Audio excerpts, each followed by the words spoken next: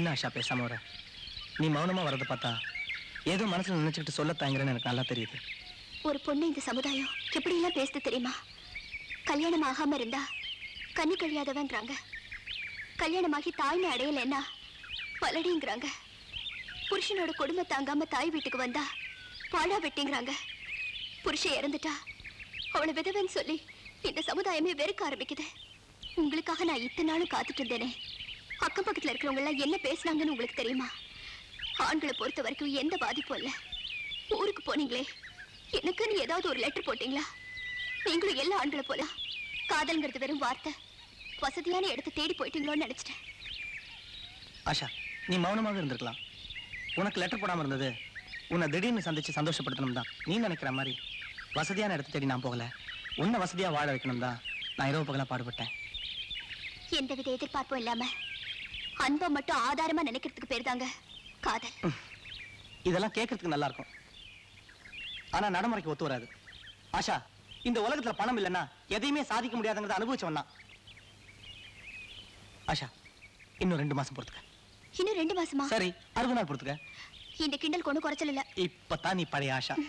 ஆமா, நாம சந்திச்ச எவ்வளவு நாளாச்சு? வட்டி முதல்மா நீயே தெரியா? நான் எடுத்துக்குவா.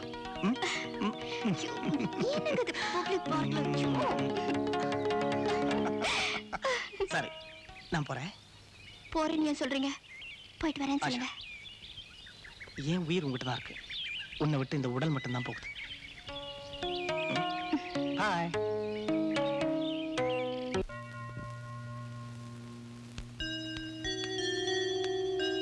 வாமா குழந்தை.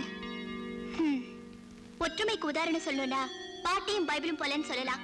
எப்ப பார்த்தாலும் பாட்டிக்கு பைபிள் தான் உலகம். வேற என்னம்மா குழந்தை, கர்த்தர் ஆசீர்வாதத்தோட உன்னை ஒருத்தன் கையில புடிச்சு கொடுத்துட்டேனா நான் பைபிளை படிச்சுக்கிட்டே போய் சேர்ந்துருவேன். போச்சு. என்னை பார்க்கும் போதெல்லாம் உனக்கு என் கல்யாண கோலம் தான் ஞாபகம் வருமா? உங்க விருப்பப்படியே கூடிய சீக்கிரத்துல என் கல்யாண கோலத்தை பார்க்க போறீங்க. ஆஷா, உன் கல்யாண விஷயமா ஃபாதர் மைக்கேல் இப்ப கூட ஆள் அனுப்பி இருந்தாரு. நீ ஏதாவது பதில் சொன்னாதானமா? உனக்கு ஏத்த மாதிரியே பின்பாட்டு பாடுறதுக்கு அந்த ஃபாதர் ஒருத்தர். எப்ப பார்த்தாலும் கல்யாண பேச்சு பேசுறதுக்கு. பாட்டி, நீ பைபிளை படி, கர்த்தர் உனக்கு அருள் புரிவாரு.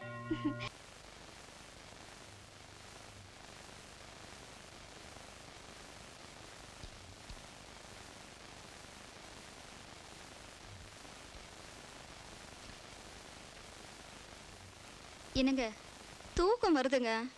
நீங்க இன்னுமா நாடகம் எழுதி முடிக்கல? இல்ல, இப்பதான் கிளைமேக்ஸ் எழுதிக்கிட்டு இருக்கேன். என் கதையோட நாயகி பிரியா தன் கணவனை விட்டுட்டு காதலனோட ஊரை விட்டு ஓடி போகலான்னு முடிவெடுக்கிற கட்டத்தை இப்ப எழுதிக்கிட்டு இருக்கேன். என்னது, பிரியாவா? வேற பேரே கிடைக்கல உங்களுக்கு? எனக்கு பிரியமான பேர் தானே வைக்க முடியும். நீ வேணா இதே தொட்டு பாரு, பிரியா பிரியா பிரியான்னு சொல்லிக்கிட்டே இருக்கும். சரி சரி, டிஸ்டர்ப் பண்ணாத, மூட ஸ்பாயில் பண்ணிக்கிட்டு. அப்படியா? சரி, அப்ப நான் தூங்குறேன். ஆனா நடு ராத்திரில மட்டும் என்ன டிஸ்டர்ப் பண்ணீங்க, அவ்வளவுதான். ஏய், பழி வாங்காதடா, எழுந்துரு. நான் சொல்றேன், நீ எழுதுறியா? வேணப்பா, எனக்கு இந்த டிராமா கதையெல்லாம் வேணாம், நீங்களே எழுதுங்க. ப்ளீஸ்மா, கை வலிக்குது இல்ல, 2 பக்கம் தானே, எழுந்துரு, நான் சொல்றேன். இப்படி சொல்லுங்க. அவள் கணவனா காதலனா என்று முடிவு செய்தாள். தன் காதலன் முரளியுடன் இருந்த கடந்த கால நாட்கள் அவள் மனதில் திரைப்படம் போல் ஓடியது. எழுந்தாள், சிந்தித்தாள், உறுதியான ஒரு முடிவுடன் தன் கணவனுக்கு கடிதம் எழுதினாள். பேஜ திருப்பு, இப்பதான் கடிதமே எழுத ஆரம்பிக்கிறார். அன்புள்ள கணவருக்கு உங்கள் மனைவி எழுதி கொண்டது. என்னம்மா சொல்லிக்கிட்டே இருக்க, சும்மா இருக்க? போர் அடிக்குதுங்க, தூக்கம் வர வருது. ஐயோ ப்ளீஸ் ப்ளீஸ் டக்கண்ணா, இந்த ஒரு பக்கம் மட்டும் எழுதுமா, ஒரே பக்கம் தானே, ப்ளீஸ் ப்ளீஸ். இதுக்கு மேல எழுத மாட்டேன், இதுதான் கடைசி. ஏன் கதையிலையும் இதுதான் கடைசி கட்டம்.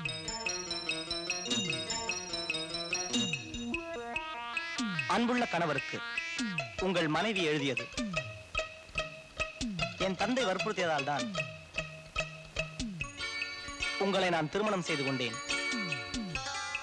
இனியும் உங்களை நான் ஏமாற்ற விரும்பவில்லை.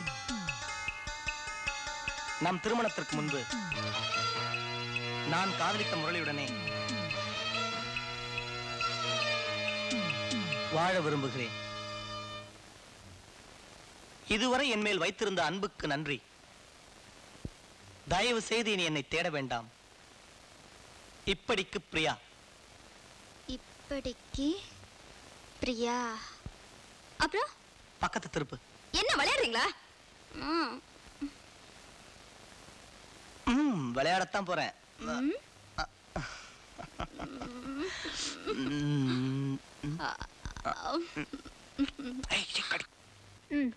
வாங்க போலாம். Come on, get up.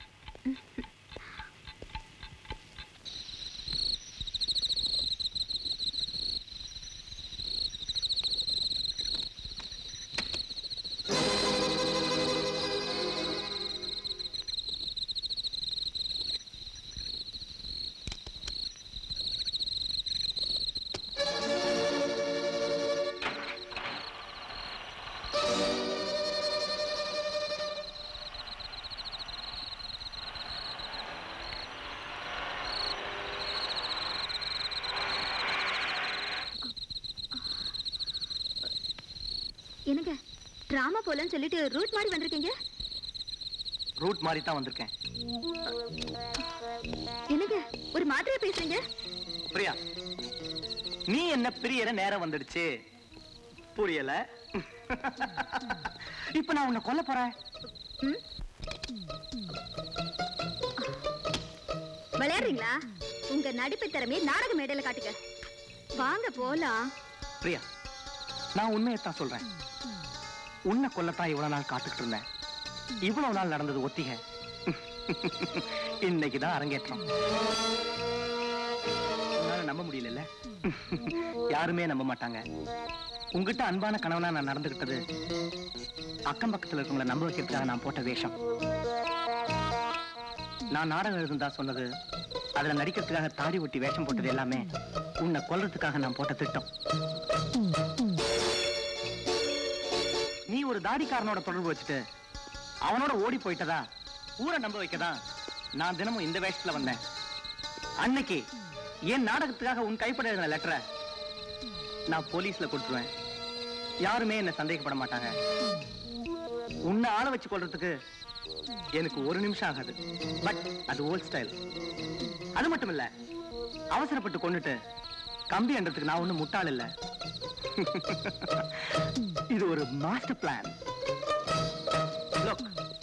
இன்னைக்கு ஆகஸ்ட் 8. இந்த தேதியில உன்னோட தாடிக்கார காதல உனக்கு லெட்டர் எழுதின மாதிரி எழுதி அதை உன்னோட பீரோல வச்சிருவேன். போலீஸை பொறுத்த வரைக்கும் அந்த தாடிக்காரனை தேடி இந்த கேஸையே க்ளோஸ் பண்ணுவாங்க.